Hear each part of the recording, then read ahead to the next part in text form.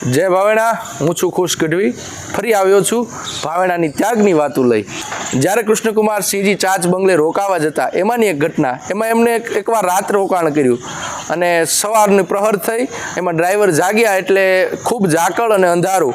એમાં એક વ્યક્તિને કીધું કે તમે મારી માટે ચા બનાવી દો. એટલે એ પોતે મહારાજા સાહેબ હતા. એટલે તે પોતે રસોડામાં જાય છે અને ડ્રાઈવર માટે ચા બનાવે છે અને ચા બનાવીને તેને આપે છે કે લ્યો ચા. ત્યારે ડ્રાઈવરને એમ થયું કે ઓહો, આ તો મહારાજા સાહેબ છે. એટલે કીધું કે ઓહો બાપુ, માફ કરજો, મારે અંધારામાં દેખાણું નહીં. અરે કે કોઈ વાંધો નહીં, તે મને કેટલી ચા પાઈ છે, હું તને એકવાર ચા પાઈ દઉં એમાં થોડો હું નાનો થઈ જવાનો છું, તું મારો સારથી છો.